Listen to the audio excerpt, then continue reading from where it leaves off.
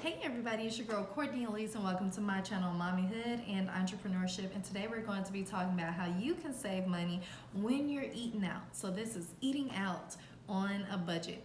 All right, let's just go on and get on into it. The very first thing that you can do is choose your meals based on the calorie count.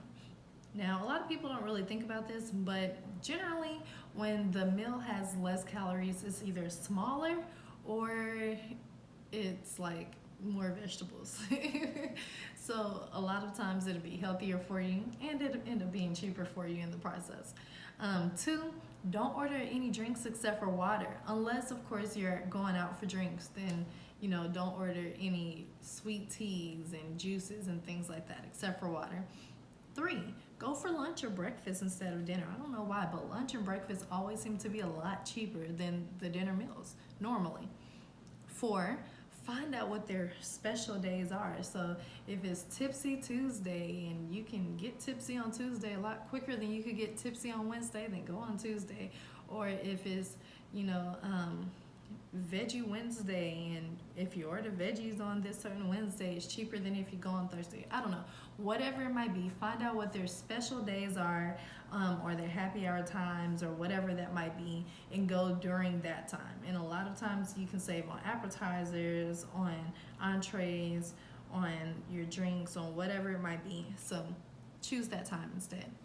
Five is find out what their specials are. So piggybacking off the last one, but not necessarily, this is not necessarily associated with a certain day, but sometimes randomly during the year or just randomly when they're trying something new, they'll have a special. So always ask your server what the specials are, or just read, because a lot of times there's inserts in the menu that will tell you what those things are.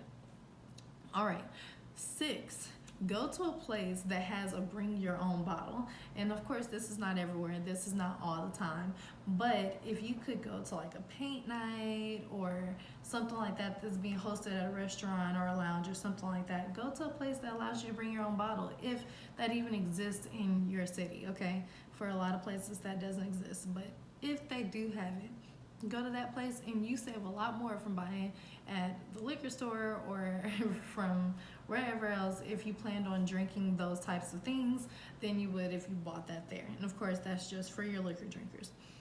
The next is be a secret shopper.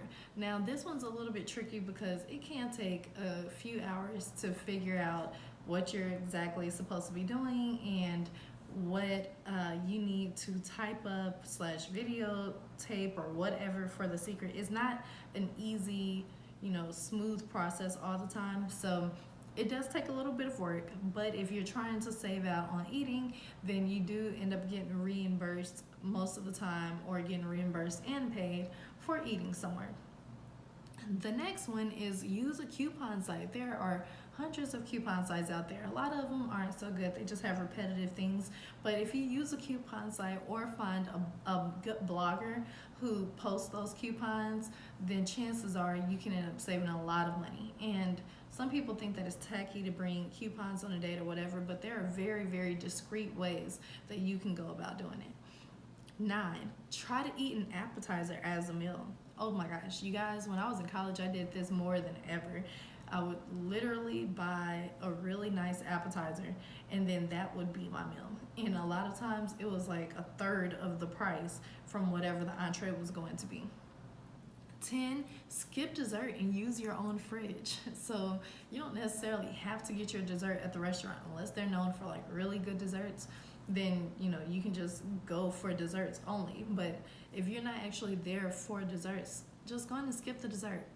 Then 11, split it with your friends and share entrees. So maybe if you're really, really on a budget and your friend is too, then you guys can split the entree, or find a way to split the appetizer or whatever you end up choosing, and saving so much money on that. You end up paying for one meal for two versus 2 meals for two. So I mean the math is it's pretty simple. The last one is clip coupons. Okay, so this is similar to the coupon site but quite different. This is where you actually find the coupons that they send you in the mail or that they have at the grocery store, for the different restaurants and things in your area, and just go based on those coupons. You can go to restaurants based on the coupons that you already have and just use those coupons instead of finding some random place that you don't have coupons for.